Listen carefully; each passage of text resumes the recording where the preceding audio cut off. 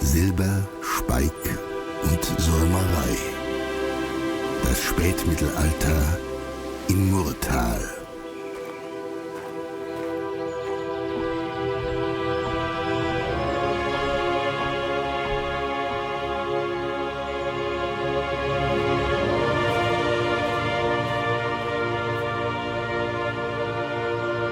Wer im Mittelalter die Alpen erkundet, betritt eine Welt seltener Bodenschätze, duftender Alpenkräuter und alter Sagen.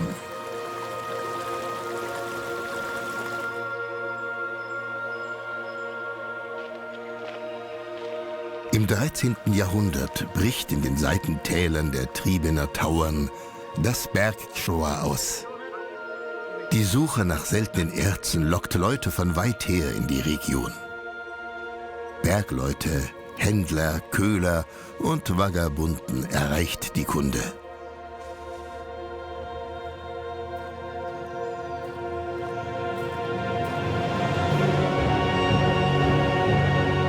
Denn in den Herzen der Berge schlummert das Silber, der größte Schatz der Steiermark.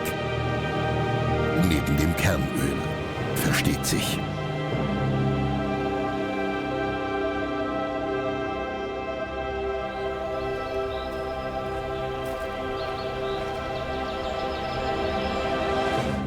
Silber war im 13. und 14. Jahrhundert das verbreiteste Zahlungsmittel. Und der Abbau zog von überall her Arbeitssuchende an.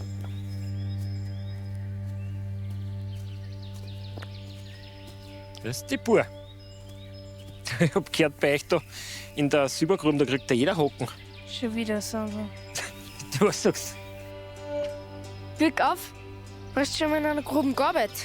Nein, aber ich hab schon viel gemacht.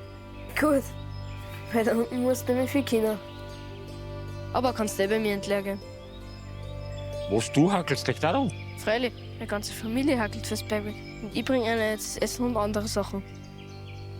Dann kannst du mich mitnehmen. Vagabunden, Landstreicher und Wanderarbeiter, auch Sandler genannt, konnten neben den einheimischen Familien Teil dieser Knappenschaft werden. Ich kann dich beim Grubenwächter empfehlen, wenn du versprichst, dass du kein Blödsinn machst. Passt. Pack schon mal das Essen hin. Aber wie es fällt irgendwas. Da, die wirst brauchen. Ja, danke schön. Unter anderem wurden Kinder in der Grube für Botengänge eingesetzt. Dabei erlernten sie das Handwerk. Ich hab schon viel gemacht. So, jetzt geht schon.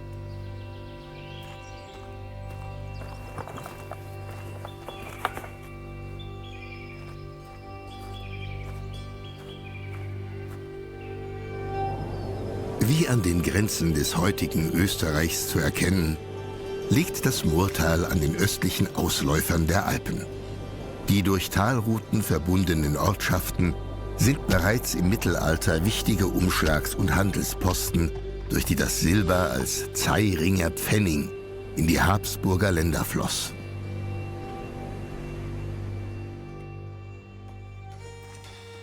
In den Stollen herrschte eine strikte Ordnung, der ein sogenannter Hutmann vorstand, auch wenn er diesen vermutlich nicht den ganzen Tag aufhatte. Behüt Gott. Behüt Gott. Ich darf euch gern beim Silberabbau in der Mine helfen. Bist du der Meister? Ich bin der große Stefan. Und wir können dich schon brauchen. Du bist da in der Mine vom Stift Admont. Und ich, dein Kustos verdiene. Ich kontrolliere da die Anteile im Bergbau. Und das sind ab heute deine Kumpel. Grüß euch.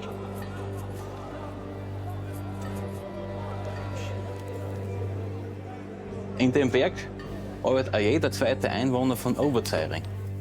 Im 13. Jahrhundert war Oberzeiring im Besitz aller Rechte einer Werkstatt. In seiner Hochblüte war es das größte Silberbergwerk der Steiermark. Vor allem im Gebirge galt die Bergarbeit als eines der lukrativsten Gewerbe. Du bist eh gerade auf dem Weg oben zu dem Onkel, oder? Dann kannst du ihn gleich mitnehmen und in einer Arbeitsgruppe aufnehmen, damit sie ihm das Handwerk zeigen. Also, nimm der Bugelkraxen und hau dir nicht den Kopf an. Und am Ende von der Schicht dann schauen wir, wie es dir angestellt hast. Ja, und wie schaut's mit Bezahlung aus? Wir sind alles keine Leihweihe. Du kriegst eh eine Bezahlung. Das Besondere an der Entlohnung, die am Ende der Schicht winkte, war, dass echtes Geld floss. Andere Arbeiten in der Land- und Forstwirtschaft wurden als Frondienst von Leibeigenen verrichtet.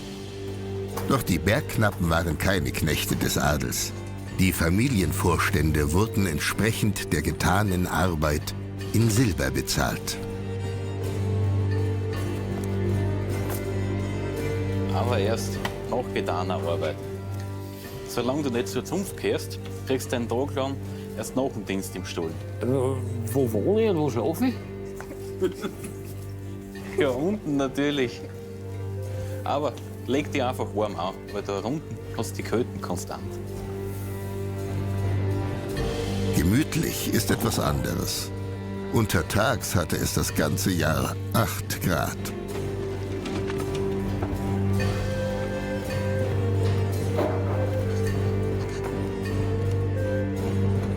Berghübel Erz ist der Anteil vom Grundherrn. Bist heute eben kein Glück dabei. Es kommt die ganze Sozietas zusammen. Kannst ruhig wieder einmal dabei sein. Die Societas war der Zusammenschluss freier und gleichberechtigter Teilhaber. Die Gemeinschaft der Bergarbeiter.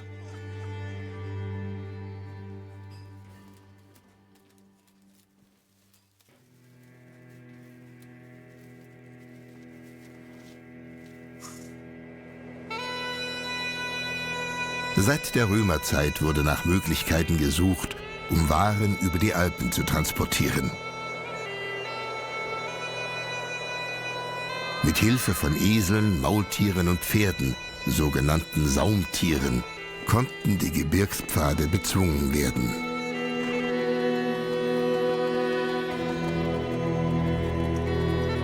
Mit dem Verfall der Römerstraßen und der Notwendigkeit, dass die Waren am Saumtierrücken transportiert werden mussten, kommen wir in die Zeit des Mittelalters.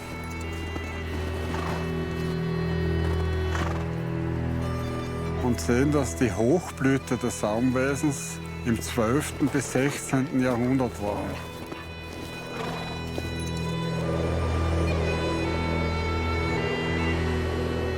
Ein Saum, vom lateinischen soma, war dabei Ausdruck des Gewichts, das ein Packtier höchstens tragen konnte. Je nach Tier waren das jeweils 120 bis 160 Kilo. Die Waren wurden in Kolonnen befördert. 300 bis 400 Tiere am Tag und die haben das immer festgetreten. Natürlich war im Winter auch ein fester Weg. Doch die Routen waren immer noch lebensbedrohlich, dauerten pro Tag oft 15 Stunden und es galt bis zu 1300 Höhenmeter zu überwinden. Vom Dauernhaus zu Dauernhaus hat es vielleicht irgendwelche überhängende Felsen oder was gegeben, wo man sich unterstellen konnte, aber sicher keine Zufluchtmöglichkeit. Die Lawine, das Erfrieren, Absturz, das war der ständige Begleiter für die Leute damals. Heute wissen wir aus Aufzeichnungen vor allem von 3 Gütern, die dabei bewegt wurden: Salz, Getreide und Wein.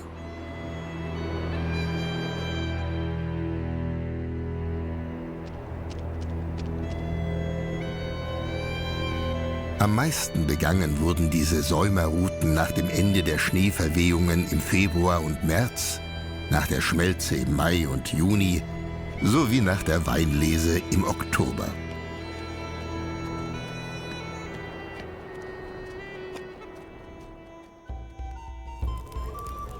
Suchte man im Mittelalter bei der Überquerung des Tauernpasses Zuflucht, fand man sie im Gasthaus am Ellenbogen, vermutlich nach der Serpentinenstraße benannt. Mit der Zeit bildete sich um diesen Tauernwirt der heutige Ort Hohen Tauern. Obwohl das Jahreseinkommen des Säumers gerade dem Wert eines ihrer Tiere entsprach, handeln viele psuffenen Geschichten von der Feierlaune der Säumer nach ihren Tagesetappen. Im Zentrum Hohentauerns stand neben dem Gasthaus bereits ab dem 14. Jahrhundert eine Kirche, weshalb man noch lange von einem kleinen Kirchweiler sprach.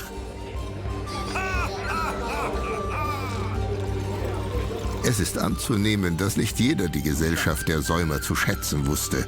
Doch es gehörte zu den Pflichten der Gastwirte, ihnen Unterschlupf zu gewähren. Ich weiß dass du in die Säumer da ein Quartier gehen musst. Aber da ist schon eine arge Partie, was du jetzt hast. Schandrecht ist halt Schandrecht, gell? Besser. Ich hab geglaubt, dass das Weltrecht nicht schon genug Arbeit für dich war. Aber gleich danach war ich schon wieder Serpentinen weg zu richten. Die Bedingung für das Schankrecht war, den Säumern Unterkunft zu geben. Zusätzlich ist es die Aufgabe des Wirts, die Wege in begehbarem Zustand zu halten. Geh, Frau Wirtin, eine Runde noch. Zum Trinken habt ihr echt genug gehabt. Genug? Essen kannst du das haben. Wenn wir genug haben, wissen wir nicht einmal selber. Du hast recht nicht. Also was ist? Zum Essen bringe ich was. Bring uns ein und bringst uns wenigstens ein Krug Wasser. Ha? Wasser kannst du haben, ja? Ein verantwortungsvoller Umgang mit Alkohol war den Säumern wichtig, wollten sie ihre Waren intakt und rechtzeitig abliefern.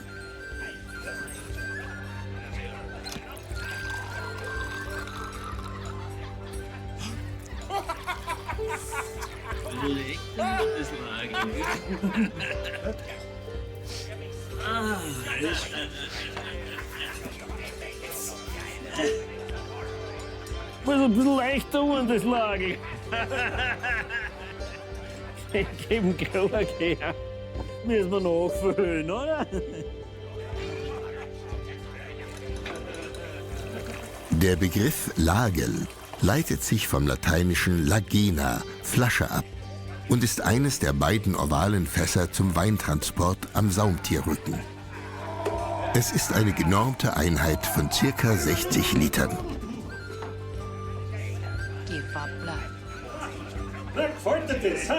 Die Säumer waren natürlich sehr bedacht darauf, das Gewichtsmaß einzuhalten und eventuelle Weinverluste mit Wasser auszugleichen.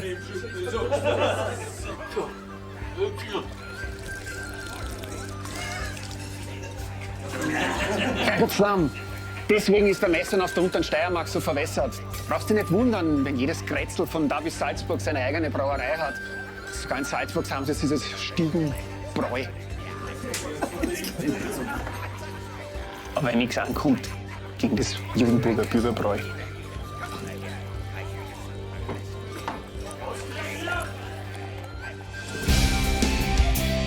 Judenburger Bürgerbräu seit 1462.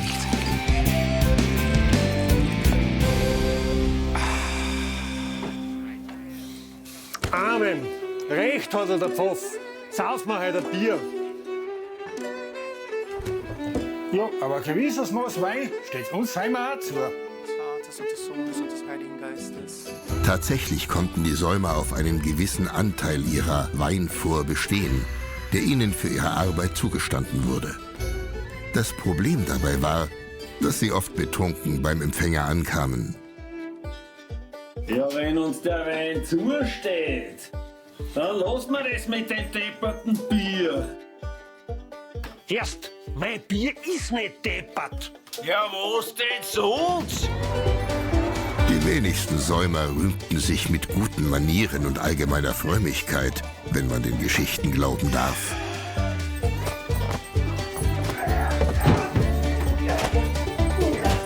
Ich gehe jetzt dann schlafen. Ich glaube, wohl professionell Sonntag in der Kirche. Ja, freilich komme ich in die Kirche, ganz sicher.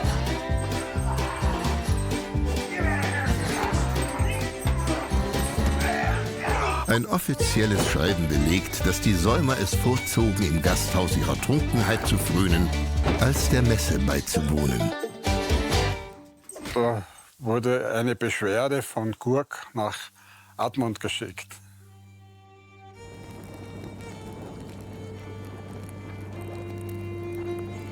Dann haben wir in der Sonne, wenn es wieder mitspielt, mit einem Bergeisen ein neues Lichtloch, damit man alles übers Mundloch abziehen muss. Man nennt es ein Wetterkamin. Ich verstehe nur Bergwerk.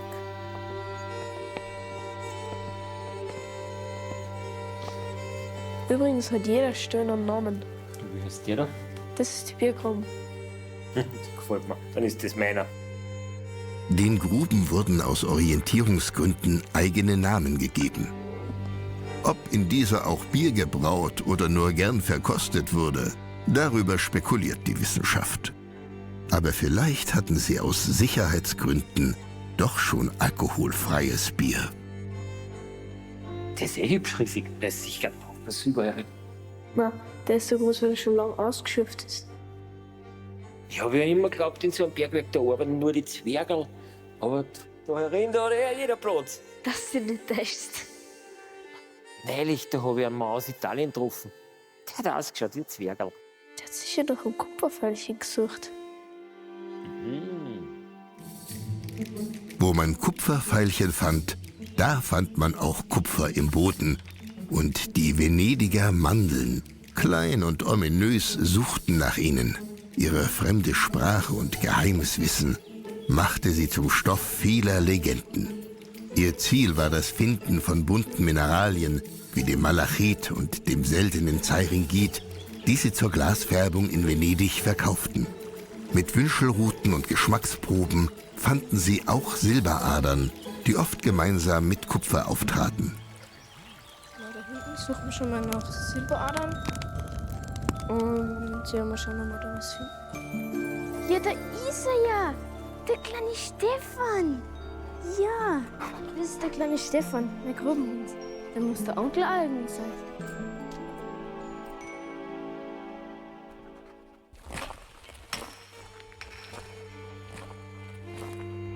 Organisiert waren die Schürftätigkeiten in Arbeitsgruppen oder Familienverbänden, denen stets ein erfahrenes Mitglied vorstand.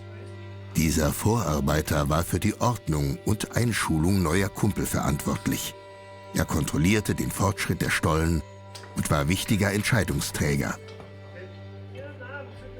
Um sich nicht dauernd auf die Finger zu hauen, brauchten die Bergleute Licht. Kienspäne aus harzreichem Nadelholz waren hier seit der Steinzeit billige Leuchten. Aufgabe des Trupps war, die Erzadern im Gestein an Verfärbungen zu erkennen und ihnen mit Hammer und Meißel zu folgen. Jeder Schlag setzte dabei Geschick und Verständnis für den Berg voraus.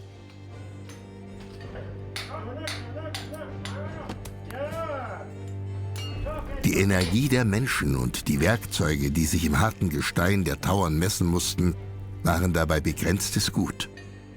Wer erfolgreich schürfen wollte, musste kräftig gebaut und mit dem Schmied eng befreundet sein. Weil der Stollen pro Tag nur etwa 1 bis 2 Zentimeter vertieft werden konnte, musste man genau abwägen, an welcher Stelle die Hoffnung auf Silber gesetzt wurde. Perfekt geeignet für den Kriechstollen waren neben klein gewachsenen Männern natürlich Kinder ab 10 Jahren.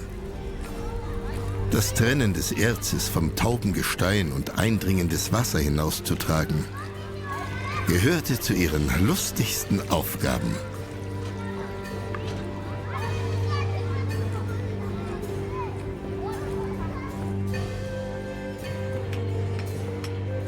Weil das Licht des Ausgangs stets fern war, musste man sich mit den einfachsten Beleuchtungsmitteln helfen. Da unten im Berg ist das Gespreisel, das Letzte, was dich vor der Dunkelheit abschirmt. Schau, dass du alle eins dabei hast, da. Und steck da am Bund entweder in den Gürtel oder hängst am Hals.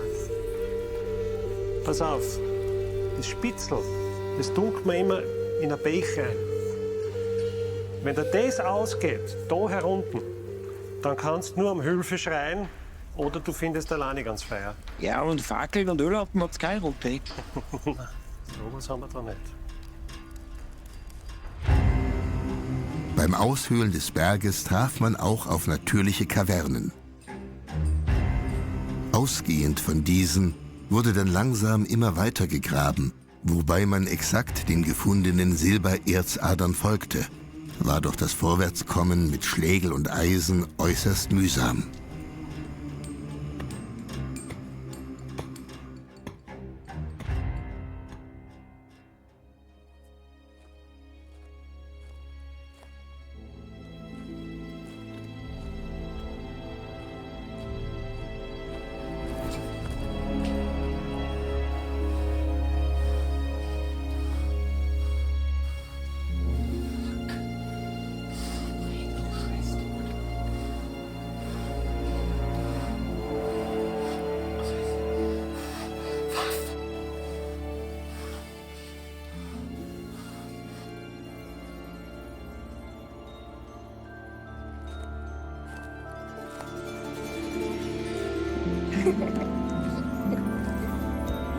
Hallo?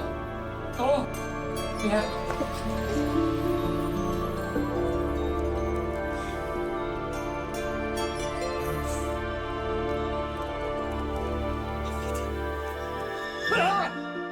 Ist finster geworden?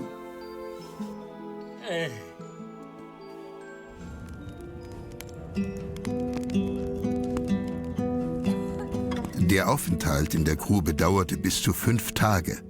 Trotz der unangenehmen Umgebung wurde dadurch auch unten gegessen und geschlafen. Dazu fand man sich in Gruppen zusammen, die den Arbeitsschichten entsprachen. Diese dauerten zwischen 7 und 12 Stunden. 260 Tage im Jahr wurde gearbeitet.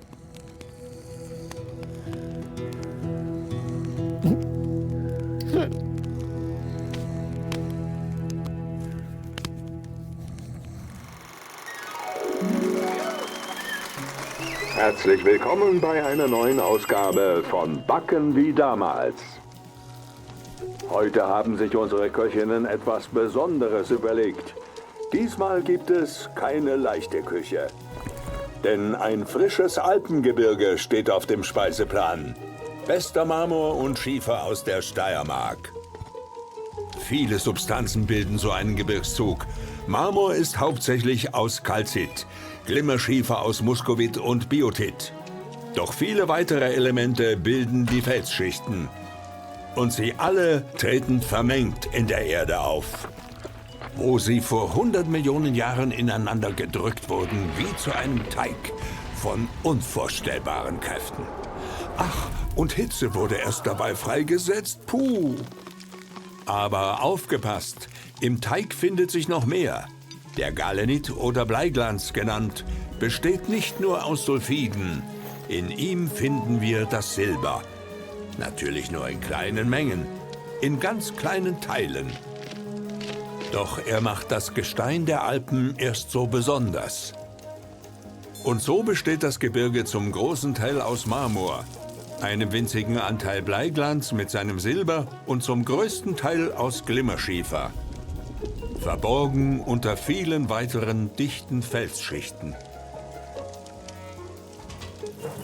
Und bildet einen verlockenden Gebirgszug, der ganz neugierig macht auf seine süße, silberne Füllung.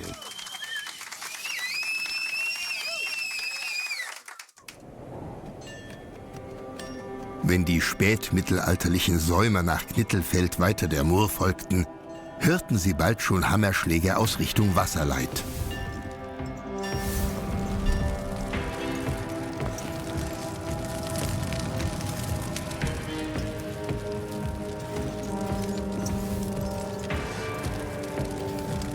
Das Besondere an der Schmiede in Wasserleit ist zu dieser Zeit, dass es sich dabei um die einzige Senselschmiede der ganzen Region gehandelt hat.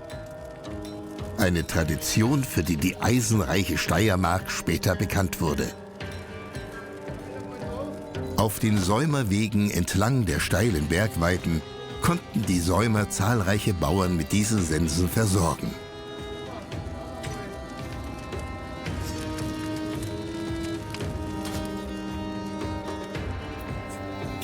Wie selten Sensen davor gehandelt wurden, belegen die Mautbücher aus der Zeit. Ihre Herstellung war nur den kompetentesten Plattner-Spezialisten vorbehalten.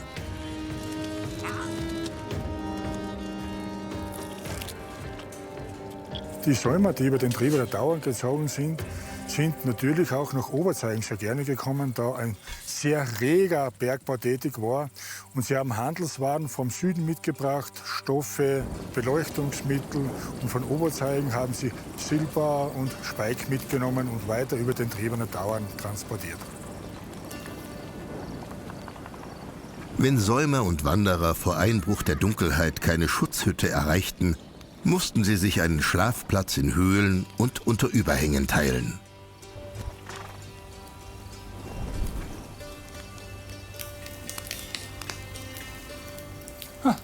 Dankeschön. Aber mehr wie ein Wein habe ich leider nicht zum Eintauschen. Nein, du, ich trinke keinen Wein. Aber ich hab gehört, du bist viel unterwegs in die Gaststätten da in Österreich. Kannst du gleich eine Geschichte aus der Gegend erzählen? Ja, Frau, ich erzähle euch keine Geschichte. Schaut's einmal auf, da am Hegel.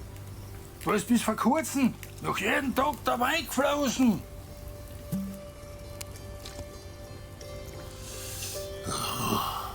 Seid ganz leise und schaut ganz tief ins Feuer rein. Dann ist, als wie wenn der Raubritter euch selbst eine Geschichte erzählt hat. Viele Geschichten gehen bereits im Urteil, wie es geschehen ist. Und nicht jede. Es schreibt ihn als gottesfürchtigen Mann. Mich dünkt, ich war nicht immer der Vorzüglichste meines Standes. Denn als der letzte Offenburger Burgherr war ich in der Tat ein berüchtigter Raubritter. Plündern und Morden war unsere Lust. Sodass bald sich schon ein Wartturm am Offenberger erblicken ließ. Hoch genug, dass niemand, der im Pölztal wandern sollte, unserem scharfen Blick entgehen konnte. Gleiche nicht gut waren meine benachbarten Haverer von Reifenstein und Sauerbrunn, mit denen wir sie uns vorknüpften.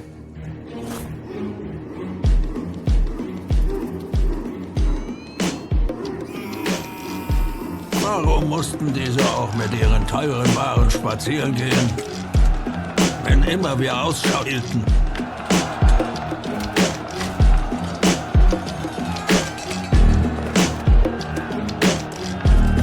Gar zu leichte Opfer, diese gestopften Kaufleute.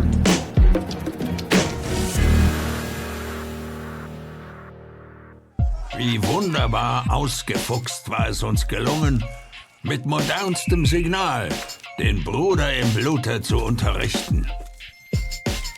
Der Blick von Turm zu Turm langte übers ganze Pölztale. So sprangen meine Mordkumpanen schnell ins Felde, wenn auch ich die Waffen zückte, um reiche Beute zu erhaschen. Eines schönen Abends hatte meine Wenigkeit den Sauerbrunner zu sich geladen.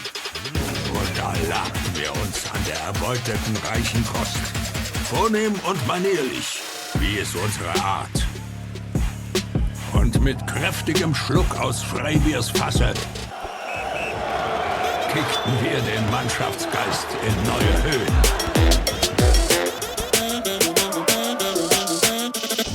Und schreckten nicht zurück vor jedweder Sünde und Lust.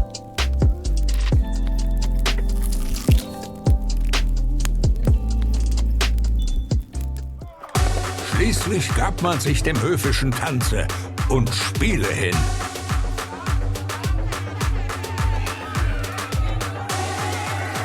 Doch solange Gott sich meiner nicht annahm, wurden wir stets noch zügelloser. Es war gerade Mitternacht. Da ertönten 3 kräftige Schläge am äußeren Burgtore. Das kann jetzt aber nicht die heilige Febe sein, oder? Stumm der ganze Saal. Selbst die Ausgelassensten erbleichten. Die Ankunft eines fremden Ritters ist mir zu vermelden bange. In schwarzer Rüstung auf dünklem Pferd. Er lässt mich den Ritter Offenburgs hinaus auf den Platze entbieten. So waren denn die Schläge weit bekannt. Das Zeichen der heiligen Feme, vor der es selbst dem wildesten Gesellen graute. Kein Burgherr der Offenburg hätte ich mich geschimpft, hätte ich die Fassung verloren. Ein jeder lauschte da dem Hufgetrampel.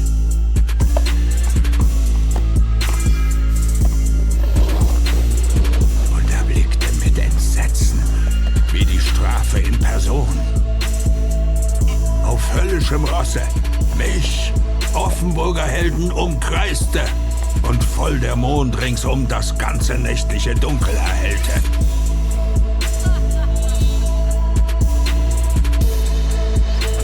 Da vernahm man heftiges Schwertgeklirre.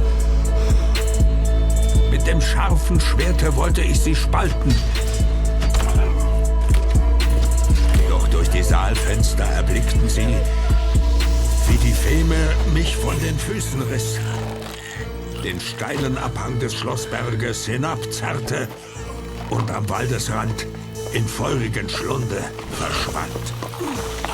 Sodass der Schlossberg erbebte, die Gäste türmten und die stattliche Burg in 1000 Trümmer zerfiel.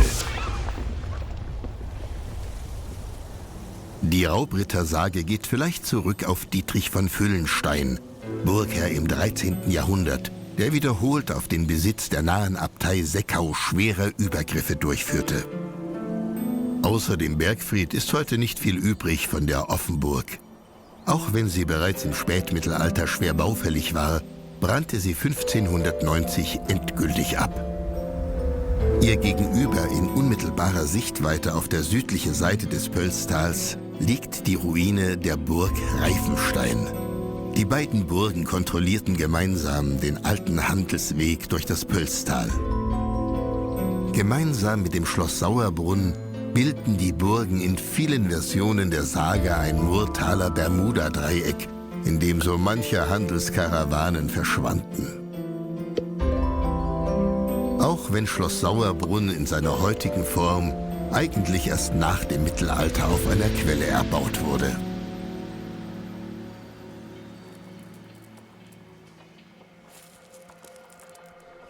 Viel besser als Leitern und Seile waren behauene Steigbäume aus witterungsbeständigem Eichenholz. Doch auch diese waren durchgehend feucht und gefährlich.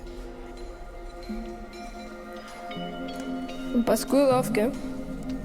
Die Stufen von den Steigbaum sind echt gescheit rutschig.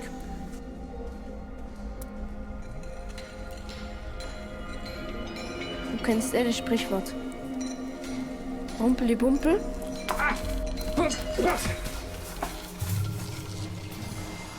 Und weg ist der Kumpel.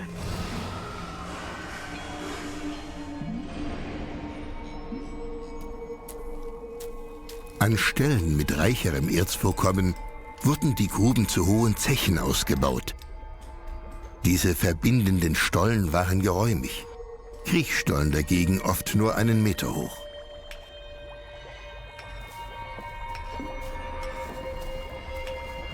Ja, und warum liegt da überhaupt Stroh rum? Das stopfst du in den Hut oder in die Kugel rein. So cool ist dann aber wieder nicht. Obacht, da ist der Hohenschreck! Oh, ja. Jetzt weißt du das. Dass dein Schädel halt nicht ausrast. Was ist denn überhaupt der Höhlenschreck? Still und unauffällig krabbelt die blass gemusterte Rhaphidophoridae, Höhlenschreck genannt, durch verlassene Stollen. Trotz ihres einschüchternden Äußeren sind sie harmlos. Diese 5 Zentimeter großen Insekten können zwar nicht fliegen, mit ihren Beinen aber sowohl graben als auch durch die Tiefe hüpfen. Im Bergwerk suchen viele bedrohte Fledermausarten Unterschlupf. Deshalb sollte man ihren Schönheitsschlaf auch auf keinen Fall stören.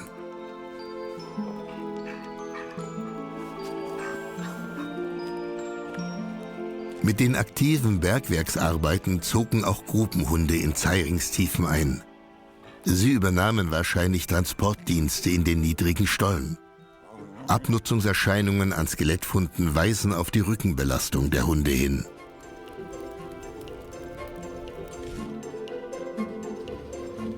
Erst später, im 16. Jahrhundert, etablierten sich vierrädrige Wägen, die bis heute als Grubenhunde bekannt sind. Vielleicht entwickelte sich der Name aus der tierischen Bergbautradition.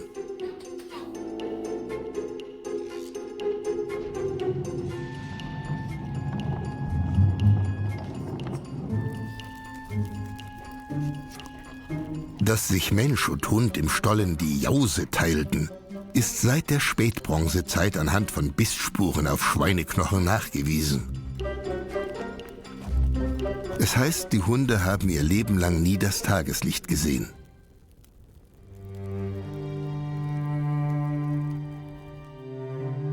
Ruhe in Frieden, kleiner Stefan. Dein ganzes Leben warst du in der Grube und hast nie das Tageslicht gesehen. Doch einmal zu oft hast du uns die Außen gestohlen.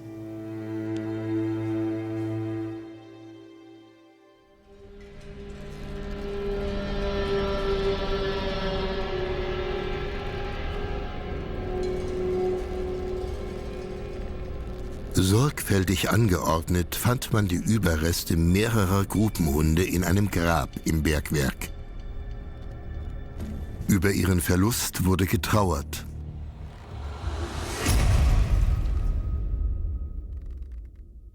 Stefan, komm her! Aber noch war die Zeit des kleinen Stefan nicht gekommen. Hey, du Loser, bleib stehen. Glaubt man alten Karten, erstreckt sich das Stollennetzwerk weit verzweigt unter dem Ort Oberzeiring. Eine effektive Art, die Stollen zu erweitern, war das Feuersetzen. Dafür musste ein dichter Belüftungsschacht aus Holz, Moos und Lehm, eine sogenannte Bewetterung, eingezogen werden. Die Gesteinswand wurde durch einen angelehnten Scheiterhaufen zuerst auf Temperatur gebracht und nach mehreren Stunden schockartig mit Eiswasser abgeschreckt. So wurde der harte Fels abgesprengt.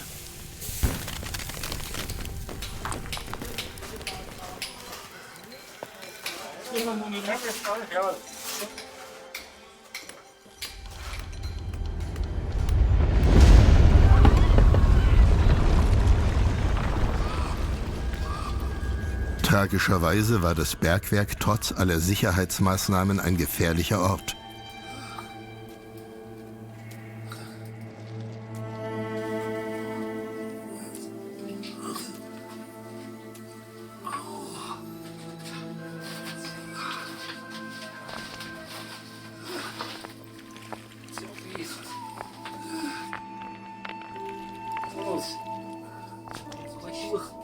Ich hole Hilfe! Halt durch! Ich hole Hilfe!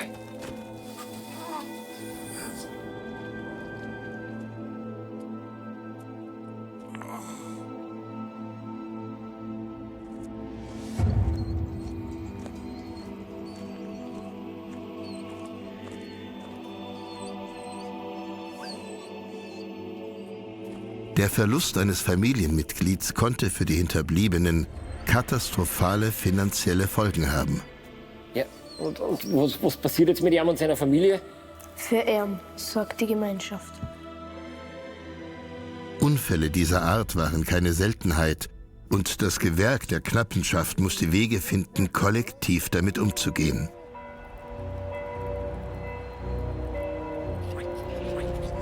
Für die Seelsorge der Bergleute wird bis heute in der eigenen Knappenkapelle gesorgt. Das ist ein tatsächlich besonderes Kleinod, weil sich in dieser Kirche ein ganzer Freskenzyklus befindet aus dieser Hochphase des Zeiringer Bergbaus. Mitte des 14. Jahrhunderts wurde die Elisabethkirche mit Fresken einer Obermurtaler Werkstatt ausgeschmückt.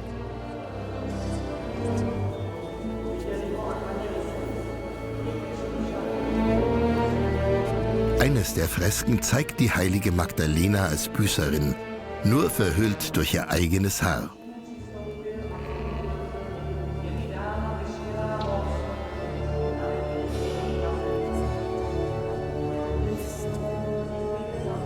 Andere zeigen einen vom Teufel besessenen Jüngling, 3 Apostelkreuze.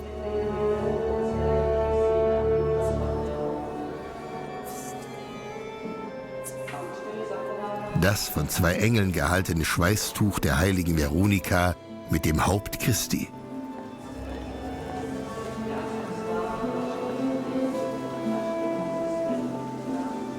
Den von Aposteln flankierten Christus und die Kreuzigung. Alle Fresken bilden eine Einheit, die das von der Religion beherrschte Denken und Leben des mittelalterlichen Menschen vor Augen führt.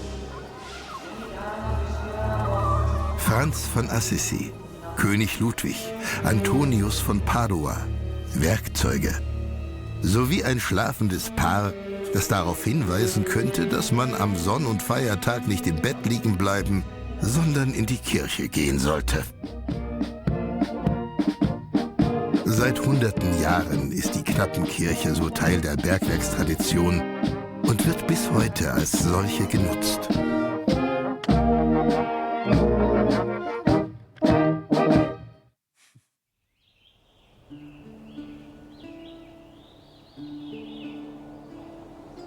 Seit der Zeit des Heiligen Römischen Reichs steht im Pölztal auch das Schloss Hahnfelden. Bereits 1493 wurde Hans Hahn, ein öder Hof im unteren Zeiring, verliehen, von Maximilian I., römisch-deutscher König. König? Hans, wir senden den Grafen weiter wie gehabt. Und wir bitten um Ihre Unterstützung und Hilfe. Für Umzug und für die Kaiserkrön. 1506 soll sich Maximilian persönlich im Pölztal aufgehalten haben. Womöglich sogar im heutigen Hahnfelden, so heißt es zumindest auf der Inschrift in einem der Räume.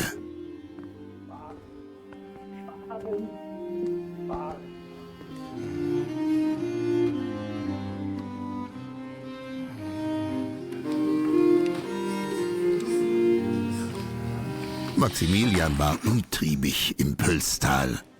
Lieferungen wurden urkundlich bestätigt und viele Nachrichten versandt. Konkret bekundigt ist zum Beispiel die Lieferung von 24 Scheffel und 3/4 Hafer zur Fütterung der Pferde am 13. Oktober 1506 beim Aufenthalt des Königs. Gut. Ich hatte befürchtet, die letzte Lieferung hätte unsere Finanzen überreizt. Zumal das Auspumpen der Bergwerksstollen auch zu nichts geführt hat. Ach, immer wieder geht's nur um Silber. Aber bald schon sind wir Kaiser. Dann steht weiteren Ausgaben nichts im Wege. Aber bis dahin sagt dem Fucker, wir brauchen weitere Kredite.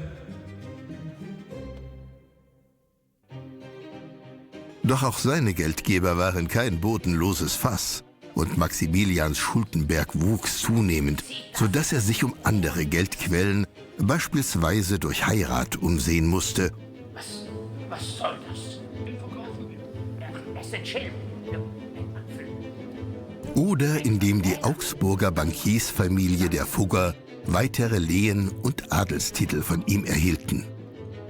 Er kann mich mal, sagt dem Fugger, er soll sich doch ins Knie fuckern. Ja, oder ja, verdendet. Sagt ihm's lieber nicht. Sagt ihm's lieber nicht. Wir wollen noch warten, bis wir Kaiser sind. Und bis dahin wollen wir leben, müssen wir halt leben wie ein Mönch. Durch die Söldnergehälter in seinen zahlreichen Kriegen, seinen prunkvollen Lebensstil inklusive Ritterturniere sowie 30 uneheliche Kinder trieb der sogenannte letzte Ritter die Staatsausgaben ins Unermessliche.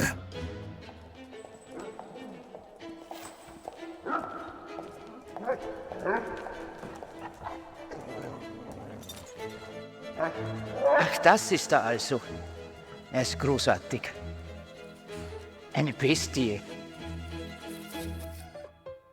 Schon einzeln sicher nicht gerade billig, aber als Jagdhund ein wahrer König. Ein Kaiser, wollten wir natürlich sagen. Kaiser. Kaiser. Brav. Brav. Denn Maximilian liebte auch Jagdausflüge. Also gut, dann bestelle er mir 100 solcher Bestien. 100. Und der Schuldenberg wurde nicht kleiner.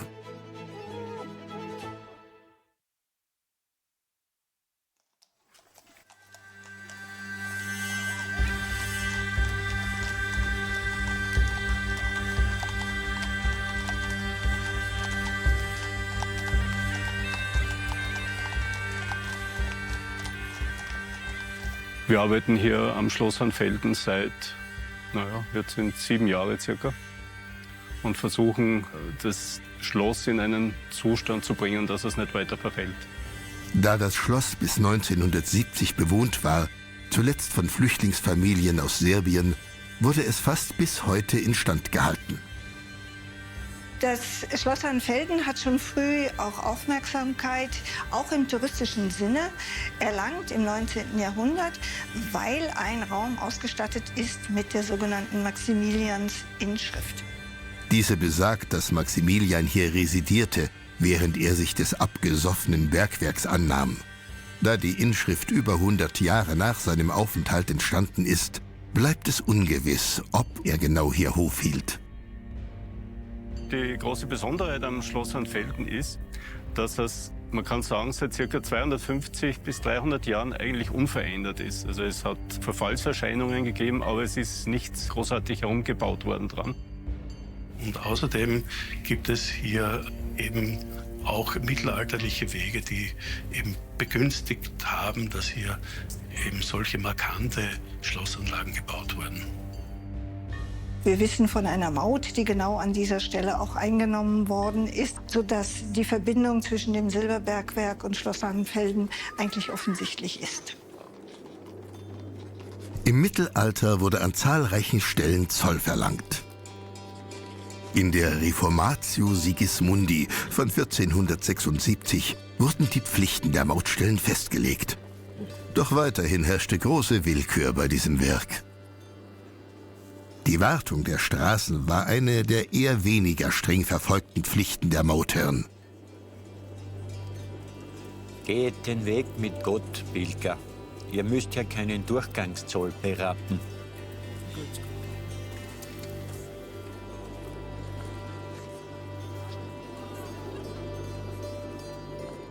Grüß Gott, Name und Vorgrund.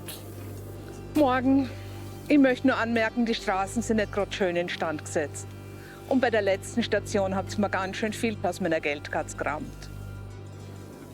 Siehst du irgendwas? Heute geht mir gar nichts weiter. Ich habe sowieso nichts zu verzahlen. Verzeiht, junge Dame. 4 Denare und ein Pfund ist seit hunderten Jahren der Normalsatz des kleinen Leistzolls und weicht nur bei teurer Ware ab, wie ihr wisst. Und dass bei dieser Witterung nicht ständig jeder Weg wagengerecht sein kann, dürft ihr euch leicht dünken. Was habt ihr im Gepäck? Es wurde grundsätzlich zwischen großem Zoll und kleinem Zoll unterschieden.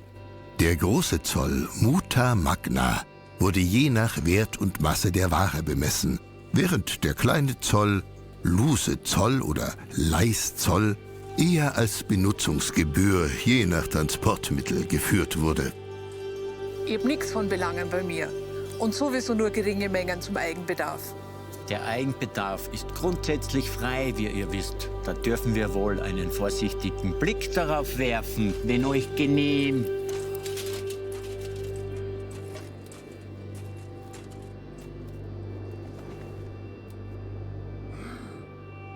Das schöne Gold der Alpen in großen Mengen.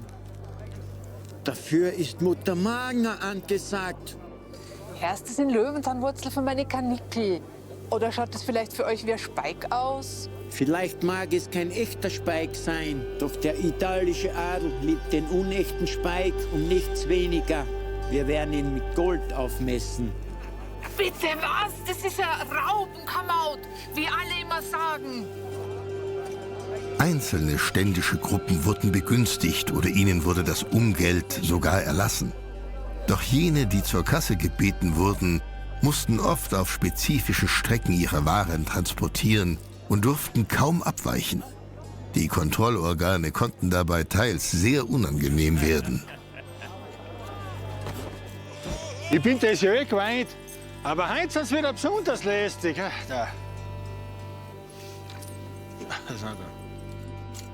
Die streng kontrollierten Mautstellen waren nicht leicht zu umgehen.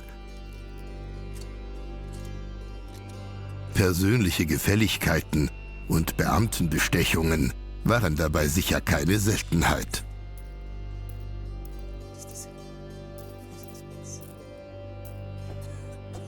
Pilgern wurde in den meisten Fällen kein Zoll abverlangt. Aber auch sie waren vor der Willkür der Beamten nicht sicher.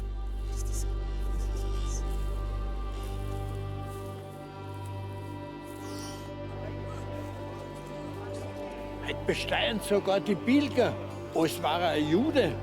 Was? Doppelt so viel wie sonst? Für Juden galten Sonderzölle, die meist doppelt so hoch waren wie die allgemein üblichen. Außerdem hatten sie Leibzoll zu entrichten, der selbst beim Transport eines toten Juden erhoben wurde.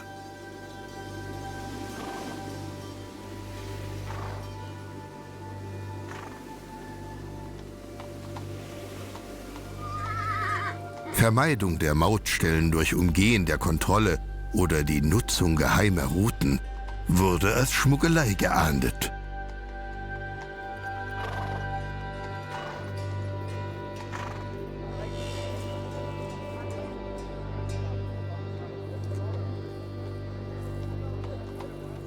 Zumindest durfte man sich nicht erwischen lassen.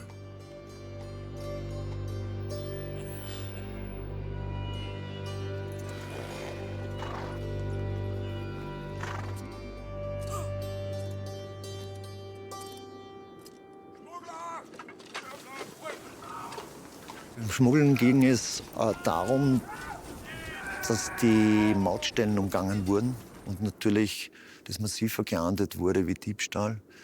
Denn es ging nicht nur um die Schmuggelware, sondern auch um die nicht bezahlte Maut.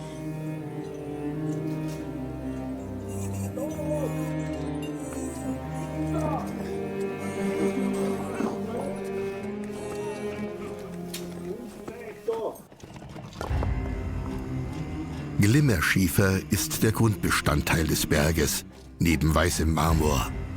Zwischen diesen Schichten findet sich der begehrte Bleiglanz mit vor allem Silber und anderen Metalleinschlüssen. Es finden sich auch andere Steine im Berg, wie der weiße Schwerspat oder der seltene Zeiringit, benannt nach Oberzeiring.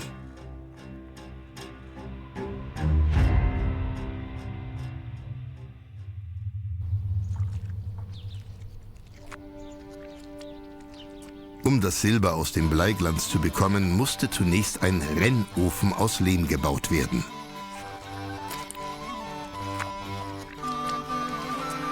In schichtweise aufgetürmten Ringen wird die Form des Ofens in Handarbeit langsam in die Höhe gezogen.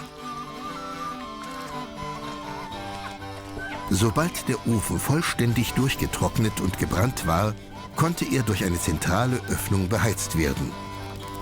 Bleiglanz wurde im Rennofen abwechselnd mit Kohle aufgeschichtet. Der Ofen musste etwa 1000 Grad erreichen, damit das Silber schmilzt. Nach einigen Stunden wurde er unten vorsichtig aufgeschlagen. Das Silber wurde gesammelt und zur Münzverarbeitung weitergegeben. In der Münzprägestätte wurde die Werkzeugausgabe akribisch vom Eisenhorter kontrolliert. Am Ende der Schicht durfte keines der Inventarstücke fehlen. Dieser Vorarbeiter kontrollierte die Silberlegierung auf ihren Kupferanteil, den Münzfuß. Im Auftrag des Landesfürsten kaufte der Münzmeister auf eigenes Risiko Silber an.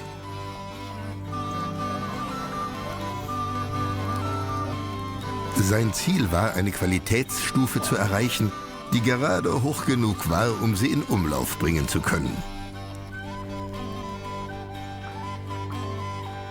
Der Brenner goss das Silber auf Hartmetallplatten aus. Die Zeinmeister hämmerten den Rohguss zu Blechen, Zeine genannt. Das eingespielte Team hämmerte im immer gleichen Takt. Es war eine kräftezehrende Arbeit, doch die Aussicht auf Umtrunk in der Mittagspause hob die Arbeitsmoral. Langsam formten sich daraus Zeine, dick wie Papier. Der Münzmeister kontrollierte dabei stets die Qualität. Zwischen allen Arbeitsschritten, in denen Ausschuss entsteht, wurden Werkstücke und ausgesonderte Bruchstücke abgewogen. Wenn beispielsweise der Schrotmeister zurückkommt mit den Schrotlingen, dann werden nicht nur diese gewogen, also die Rohlinge, sondern es wird auch der Verschnitt, das was rundherum übrig geblieben ist, gewogen, weil es darum geht, festzustellen, dass wirklich noch die gleiche Menge Silber gewissermaßen im Spiel ist und niemand etwas eingesteckt hat.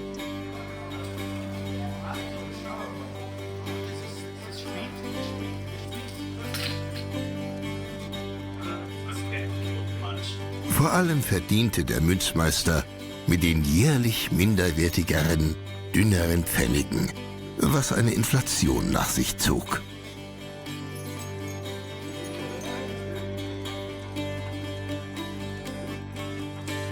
Nachdem die Zeinmeister ihre Hämmer ruhen lassen durften, übernahm der Schrotmeister das Zurechtschneiden des Silbers zu Schrötlingen, also Münzrohlingen.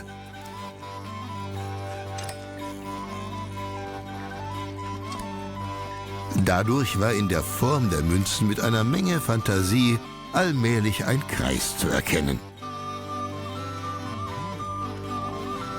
Diese Fachhandwerker gehörten zur bürgerlichen Elite.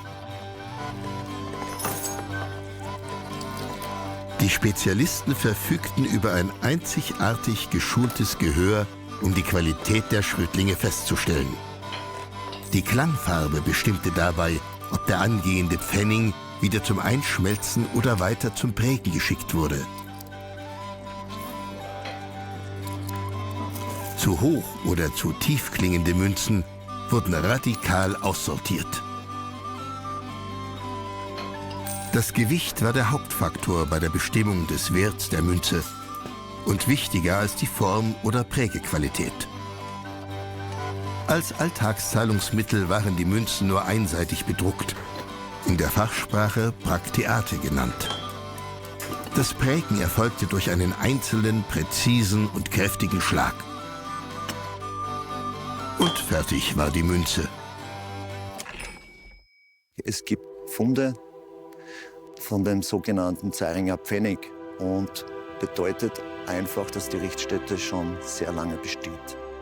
Bergbau ist geschichtlich schon weiter zurück als das Spätmittelalter. Das heißt, wir befinden uns hier auch im keltischen Bereich, im römischen Bereich. Es gibt auch von der Richtstätte Münzfunde.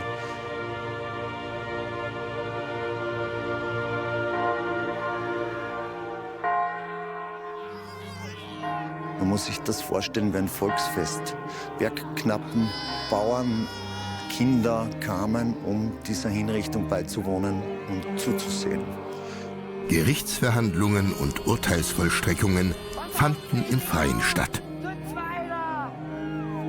Es wurde zwischen schweren Malefizverbrechen, Raub, Mord und Totschlag und geringeren Vergehen unterschieden, wie etwa Diebstahl, Beleidigung, Raufereien und Unzucht, die zu unehelichen Kindern führte. Volk, wir sind hier versammelt, um die hohe Gerichtsbarkeit auszuüben. Dies ist das Heilsgericht von Gott und Kaiser Gnaden mit der Zuständigkeit der Strafverkündung von Tadelsakten an Haut und Haar, als auch mit der Vollstreckung von Urteilen von Hals und Hand betraut. Anders als Rüben, Äpfel und Zwiebeln waren Zitronen im Mittelalter selten und erst kürzlich von Kreuzrittern aus dem Orient mitgebracht worden. Strafen an Haut und Haar konnten das Kopfscheren für Unzucht und Ehebruch, die Prügelstrafe für ungehorsame Leibeigene und das Rübe-Abhaken für adlige Schwerverbrecher beinhalten.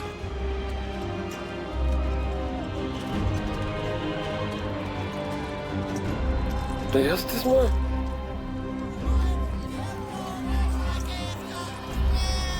Bereits im Mittelalter bekannt war der Brokkoli, geriet dann in Vergessenheit und ist seit den 70er Jahren wieder mehr oder weniger beliebt. Dass sich eine Banane zu dieser Zeit nach Europa verirrt hätte, ist bisher allerdings unbelegt. Wo ist er denn? Haben wir was vergessen? Selbstjustiz stellte keine juristische Möglichkeit für das einfache Volk dar. Mach das nicht, das haltet nicht, das macht der Spezialist. Ich bin ganz unruhig. Zum Henker bleibt denn der. Ja, was soll das heißen? Sie haben sie dir nicht leisten können.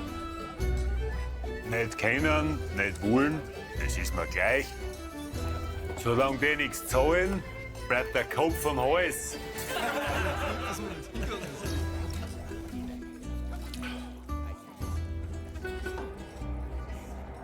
Die Reederungsart war sehr teuer. Es musste von Graz ein Henker kommen. Er musste extra anfahren, übernächtigen. Und wie ist jetzt der Henker? Ohne Henker gestaltete sich die Urteilsvollstreckung schwierig. Haben Sie sich den Henker nicht leisten können? Warum bin ich dann da?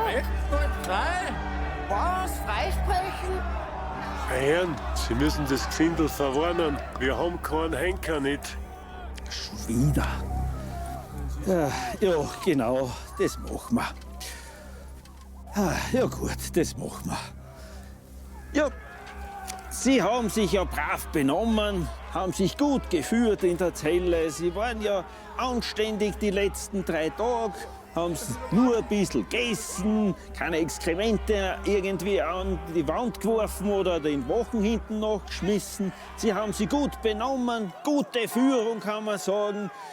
Und darum verurteile ich Sie, mit einer Ermahnung von dannen zu ziehen.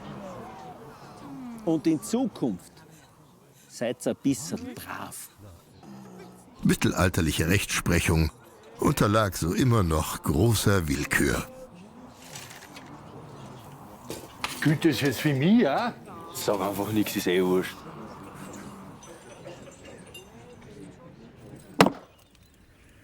Noch heute finden sich zwischen Unterzeiring und Katzling die Überreste eines Galgens. Vor diesem stand dort ein Galgen aus Holz, an dem im Mittelalter das Hochgericht im Birkachwald gehalten, Strafen vollstreckt und Delinquenten außerhalb des Friedhofs begraben werden mussten. Makaber, was ich immer dazu sage, dass die Bergknappen sind damals ja nicht sehr alt geworden. Und damals ist er vermutlich daran gestorben, an der schlechten Luftqualität mitunter auch drinnen, weil er sehr viel geraucht hat durch Feuersetzen und der große Luftzug und die Feuchtigkeit.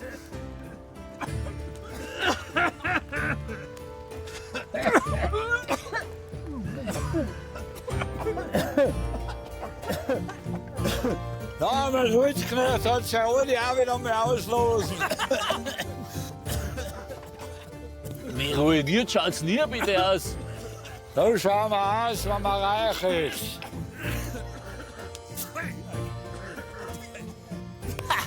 Lang wird sich für einen Silber eh nichts haben. So früher wie der Teufel euch Bergleut holt. So alt wie du wollen wir eh nicht hören.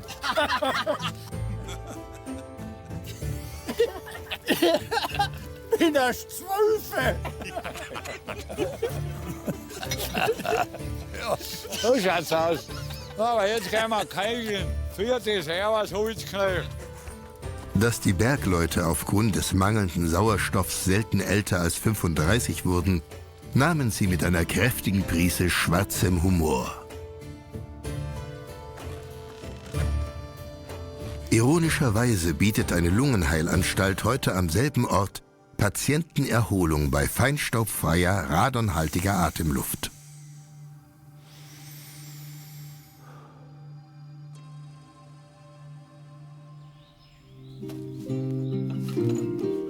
Zumindest geringfügige Luftzirkulation boten Schächte zum Abtransport von Schutt und Wasser. Die Welle mit dem Seil war an beiden Enden mit Talg eingefettet. Solche Kurbeln, auch Haspeln genannt, waren eine zusätzliche Transportmöglichkeit zum Erklimmen der Steigbäume mit Buckelkraxen, auch als Seilfahrt bekannt. Los, holt das endlich auf und füllt es auf.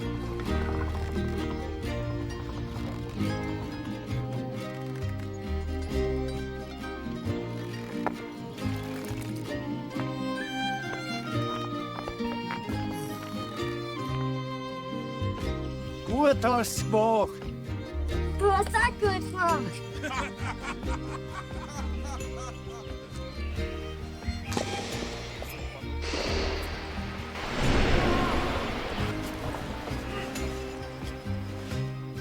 In den Fördereimern einen abzuseilen, war in Oberzeiring nur an wenigen Stellen möglich.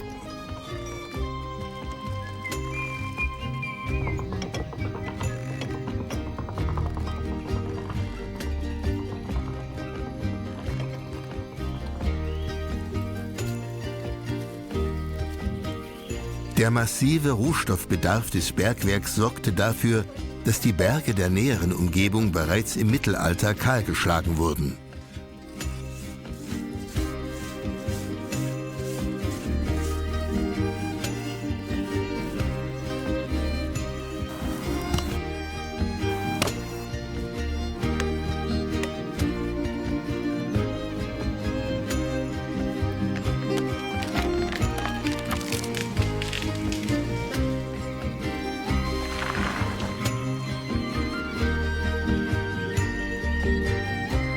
Nicht nur für Bauholz und Kienspäne. Unmengen an Fichtenholz wurden auch von Köhlereien verschlungen.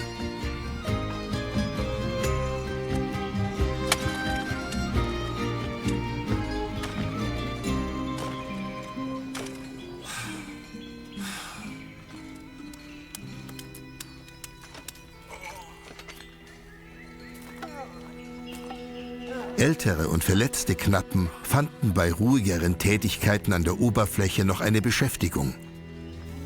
Zum Beispiel bei den Köhlern.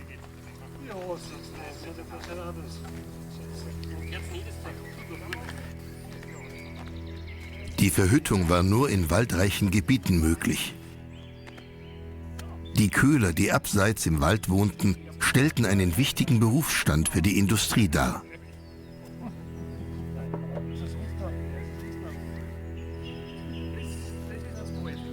Das Gewerk der Bergwerksknappen ähnelte einer modernen Versicherung. Sie sprang für die Familien des Versehrten ein und fand ihm noch eine zumutbare Arbeit.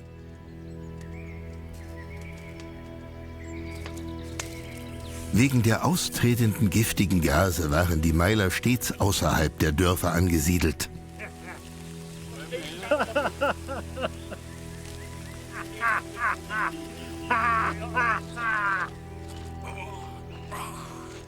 Die Versicherung des Gewerks war nicht befristet.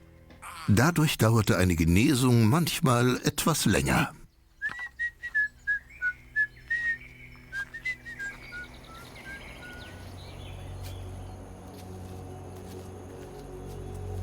Speik, Valeriana celtica, war seit der Antike eine begehrte Heil- und Kosmetikpflanze aus den Ostalpen. Wurzelgraber oder Speikstecher waren Angehörige ländlicher Unterschichten ohne Grundeigentum.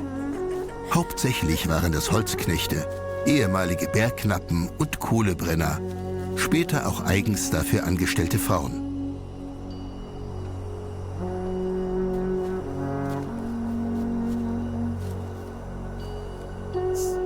Für die Ernte wurde ein ausgeklügeltes Spezialinstrument, der Speikkrampen, verwendet. Die Arbeit war extrem beschwerlich und dabei blieb keine Freizeit.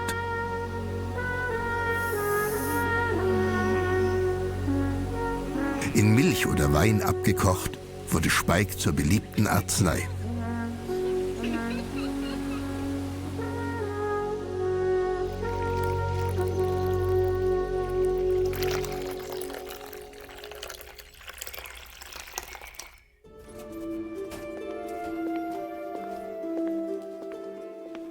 Also dadurch war die Steiermark sehr bedeutend für die Gewinnung des echten Speiks. Hier ist insbesondere Judenburg zu nennen, das also ein Zentrum der Speikverarbeitung war. Die Erntezeit des Speiks war ab Mitte August bis Mitte September, wenn die Blätter gelb geworden sind und er am meisten Duftstoffe entwickelt hat.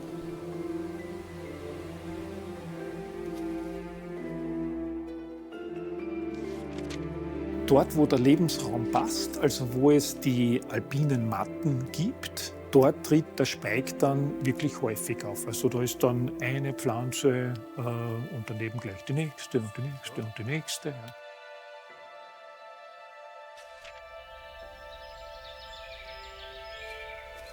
Neben ihren Haupttransportgütern Getreide, Wein und Salz waren Säumer auch für den Transport von Kleinmengen zu haben. Es haben sich Säumer zu Saumkolonnen oder Saumzügen zusammengeschlossen. Die sind dann mit bis zu 30 Tieren unterwegs gewesen. Und Säumen ist eigentlich überall betrieben worden. Schon lange bevor das Pferd als Reittier verwendet wurde, fand es als Tragtier Verwendung.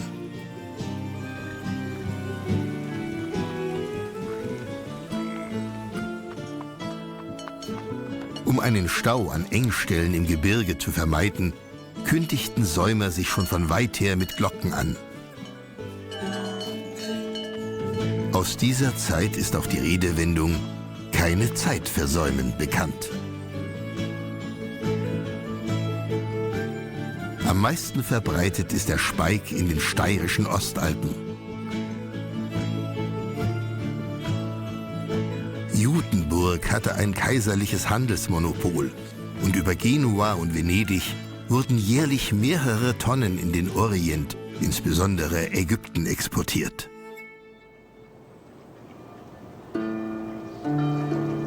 Der Weg der Säumer sollte jedoch nicht an den Grenzen Österreichs enden. Er führte sie in Lande, wo die Bevölkerung guten Geruch mit dem feinen Leben der langsam einsetzenden Frührenaissance zu verbinden wusste. Italien. Venedig war das letzte Ziel der Reise für die Alpenkräuter, wo irgendetwas, vielleicht der Geruch des Kanals, Aristokraten die wohltuenden Düfte der Alpenkräuter besonders schätzen ließ. Der Weg des Säumers hierher war allerdings mit einem Risiko behaftet. Es durfte nicht weiter in den Süden gereist werden, als bis hierher. Und es gab strenge Sitten. Am Fondaco dei Tedeschi, am Canale Grande, war Schluss für alle Reisen der Deutschen, Flamen, Ungarn und Österreicher. Weiter in den Süden kamen nur die Venezianer. Und so durften sie nur unter behördlicher Kontrolle ihre Geschäfte abwickeln. Die Waren wurden streng kontrolliert. Der Speik musste auf seine Echtheit überprüft werden. Die Nasen der Venezianer waren geübt, sodass Säumer mit unechtem Speik den Weg umsonst machten.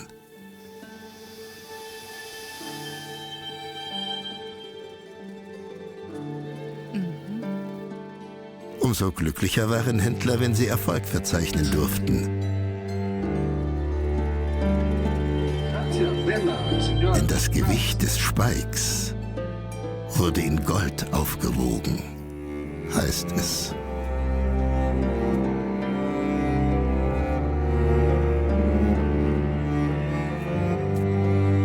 Glücklicherweise waren die Steirer schon damals als liebenswertes Volk bekannt. Und man machte gerne Geschäfte mit ihnen.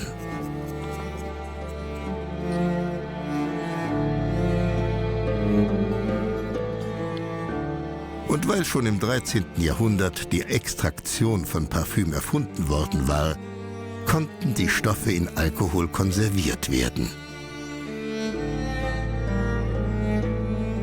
Eine unbezahlbare Kostbarkeit.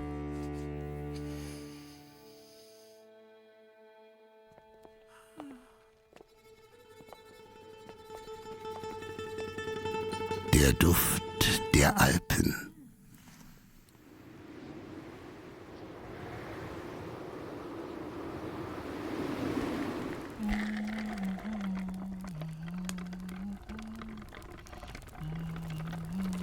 Wir sind wir. Sind wir Murtaler Breselkäse. Mit Nöter werden wir immer kräftiger und schärfer.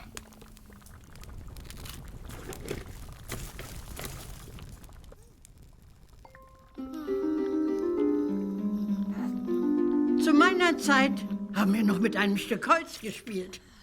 Oder Kegel. Oder wisst ihr nicht, dass man da früher mit silbernen Kugeln gekegelt hat? Und ob wir uns erinnern können. Zu Zeiring im Markt beim Grünen Specht wird lustig gekegelt, gelacht und gezecht. Gelacht, gescholten, gezecht und geflucht, dass kaum der Teufel es Ärger versucht. Betrunkene Raufer und zankende Hund und Tänzer und Dirnen durchtummeln sich bunt. Und tief in der Ecke klimpert und hackt, der Hackbrettschläger stampfte den Takt. Es träufelt der Wein von Tisch und Bank, es laufen am Boden die Taler blank. Und fröhlich lächelt der Wirt da rein, als hör er geigen die Engelein. Und wisst ihr, wer heute beim Grünen Specht so lustig kegelt, lärmet und zecht? Es ist die Zeiringer Knappenschaft. Das Silber im Beutel, das Silber im Schacht hat allen die Köpfe wirbeln gemacht.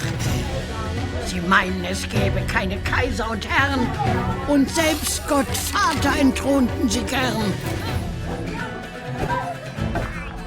Ich schufte, schreit nun der Hutmann laut, heran, wer zu kegeln mit mir sich getraut.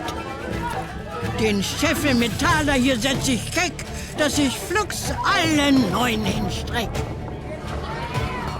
Glück auf, Gesellen, es sei, jauchzt wir die Rotte mit wüstem Geschrei. Glück auf, die Becher geleert, auf dass uns der Teufel den Scheffel beschert.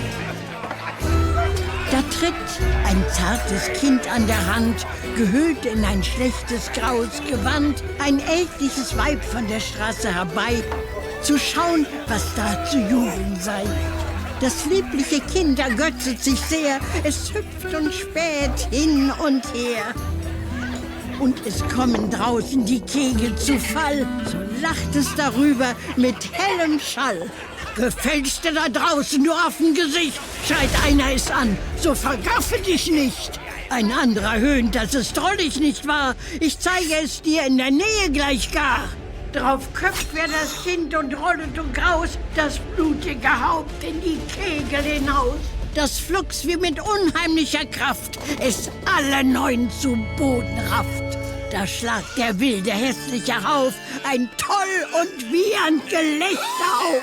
Die Alte aber schweigt und blickt gespenstisch da rein und zittert und nickt und beugt sich und streut Kies und Erd im Kreis umher mit fremder Gebärd und murmelt einen furchtbaren Spruch, darin jedes Wort ein 10-facher Fluch. Da stand entsetzt mit sträubendem Haar, noch lachender Miene die bleiche Schar. Die Alte jedoch in dem grauen Gewand wie Sturmgewölk im Gebirg verschwand.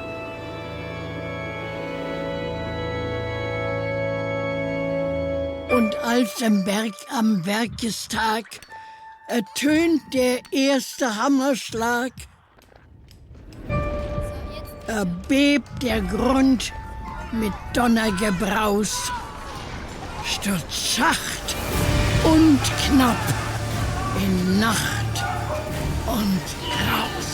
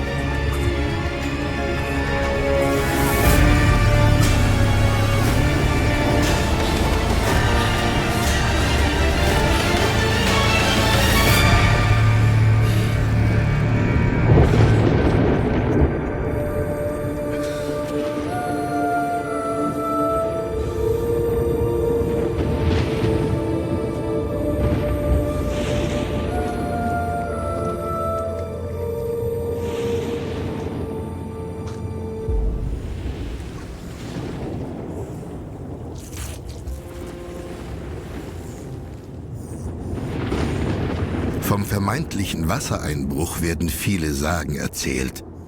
So berichtet die schaurige Geschichte vom Untergang des Bergwerks, bei dem 1400 Frauen Oberzeirings zu Witwen geworden sein sollen.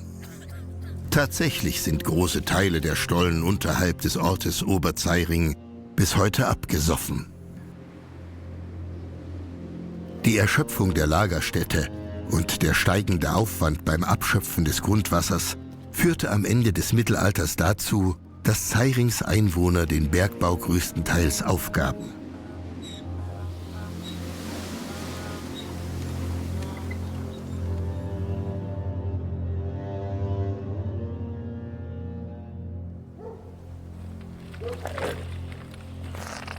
Zeiring ohne Bergwerker kann man sich gar nicht vorstellen. Aber müssen wir sich etwas anderes überlegen. Was denn vielleicht? Du hast ja schon so viel gemacht. Was war denn das Zweitbeste nach Bergmann? Wanderhändler, das war es. Das ist der Beruf der Zukunft, das sag ich dir. Schon wieder ein Tandler. Passt schon. Ich erkläre dir, wie das geht. Zuerst brauchen wir einen Investor. Und der kleine Stefan, der muss lernen, wie man mit dem Abakus umgeht. Du kann das eigentlich sein, dass sich da der gescheite Herr nicht ganz so gut auskennt wie in der Grube? Ich habe einen Onkel, der sagt uns das schon. Hier, Stefan! Komm her. Na schau, stellen Sie eh gar nicht so blöd auf, dass Sie das erste Mal heraus sind. Hm? Jetzt war es natürlich noch fein, wenn Sie uns einen Hosen bringen. Hm? War was. Das stimmt. Ja, na, vielleicht checken Sie das. Mal. Spannend, was wir jetzt treiben haben, wir zwei. Vor allem die müssen wir auch noch durchfudern. Aber ja, hoffen wir eben. Die Seitentäler der Triebener Tauern sind bis heute geprägt von ihren Sagen und ihrer Geschichte. Noch heute wandern Reisende über alte Säumerwege und besuchen die verwunschenen Ruinen und das eindrucksvolle Bergwerk.